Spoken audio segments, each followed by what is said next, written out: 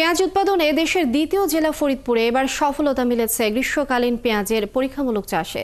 কৃষকরা বলছেন নাসিক এমপিপি ও বিপ্লব জাতের পেঁয়াজের চাষে খরচ কম, মুড়ি কাটা জাতের তুলনায় উৎপাদনও 20 থেকে 25% বেশি। আর কৃষি কর্মকর্তারা বলছেন বিস্তীর্ণ চরাঞ্চলে এই আবাদ বাড়ানো গেলে পেঁয়াজ চাষ বাড়বে। মনিরুল ইসলাম টিটুর তথ্য ছবিতে প্রতিবেদন। ফরিদপুরের সদর উপজেলার চরমাধবদিয়া ইউনিয়নের চরাঞ্চলের মাঠে কৃষি প্রণোদনার বীজের মাধ্যমে পরীক্ষামূলক কয়েকটি মাঠে গ্রীষ্মকালীন পেঁয়াজের 5 জাতের পেঁয়াজ চাষ করেছে কৃষক। তবে সাফল্য এসেছে 2টি জাতে, এর একটি নাসিক এমপিপি 3, অন্যটি বিপ্লব জাতের। প্রথম বছরে এই জাতের পেঁয়াজ চাষে সাফল্য দাবি করে কৃষকরা জানান, এই 2 জাতের পেঁয়াজের সাইজ যেমন বড় হয় তেমনি উৎপাদন খরচও কম। বিঘা প্রতি অন্তত 20 মণ পেঁয়াজ বেশি উৎপাদনও হচ্ছে এবার। তাই প্রচলিত জাতের পেঁয়াজ আবাদকারীরা আগামীতে গ্রীষ্মকালীন পেঁয়াজ চাষের জন্য কৃষি বিভাগের কাছে বীজ চেয়েছেন। জিজ্ঞেস করলাম যে বিপ্লবের লাভ কেমন, কোনো অল্প খরচ, পেঁয়াজ খুব ভালো হয় এবং কি বৃষ্টি এবং অনেক তাপমাত্রা সহ্য করতে পারে, এই জন্য আমি এটা লাগাইছি। বীজটা খুব ভালো, যাতে ভালো, আমরা দানা এনে চালাইছিলাম, তার দিয়ে খুবই ভালো লাগছে।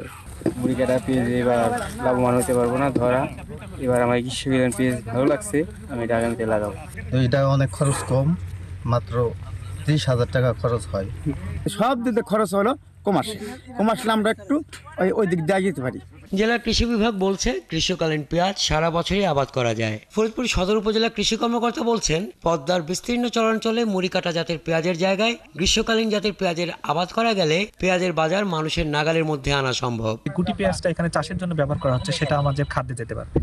তো মাঝখান থেকে দুটো লাভ, এক কৃষক লাভবান হচ্ছে, মুড়ি কাটাচ্ছে, বেশি ফলন পাচ্ছে, কম খরচে চাষ করতে পারছে, সেখান থেকে লাভবান হচ্ছে, এবং আমাদের এক্সট্রা যে মুড়ি কাটা পেঁয়াজের বীজটা আমরা খেতে নিয়ে আসছি চাষ করার জন্য, সেটা আমাদের তখন খাবার টেবিলে যাবে।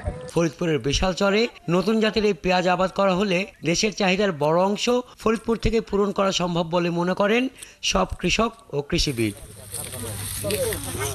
হাসান আহমেদ, ৭১। এই বিষয়ে বিস্তারিত জানবো, ফরিদপুর থেকে যোগ দিচ্ছেন সহকর্মী মনিরুল ইসলাম টিটু। টিটু, নতুন জাতের এই পেঁয়াজ নিয়ে কতটা আশাবাদী চাষি এবং কৃষি কর্মকর্তারা? লিনিয়া, প্রতি বছরই কিন্তু এই মশলা জাতীয় ফসল পেঁয়াজ নিয়ে নানা রকমের বিপত্তিতে পড়তে হয় গোটা বাংলাদেশকেই।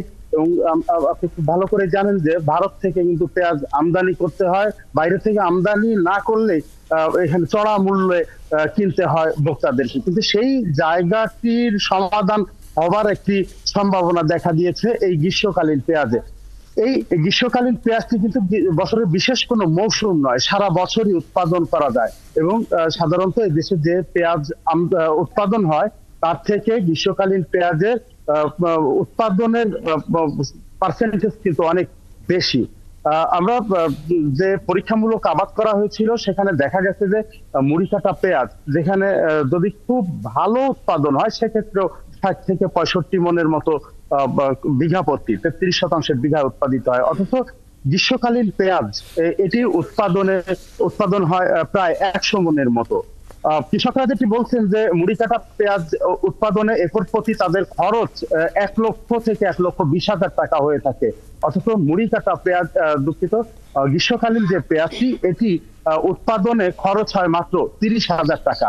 তো এই দিক দিয়ে কিন্তু কৃষক খরচ সাশ্রয়ী বলছেন, কারণ তারা প্রতি বছর যে পরিমাণ টাকা তাদেরকে খরচ করতে হয় পেঁয়াজ উৎপাদনের পেছনে, সেই টাকাটিও কিন্তু শেষ পর্যন্ত পান না, এমন অভিযোগ কিন্তু বরাবরই তাদের থাকে। তো এই পেঁয়াজটি উৎপাদন যদি তৃণমূল পর্যায়ে অর্থাৎ মাঠ পর্যায়ে ছড়িয়ে দেওয়া যায় তাহলে কিন্তু এই যে পেঁয়াজ উৎপাদন হয় সেই পেঁয়াজ উৎপাদন কয়েক গুণ বেড়ে যাবে। এবং মনিরুল ইসলাম টিটু, আপনাকে অনেক ধন্যবাদ।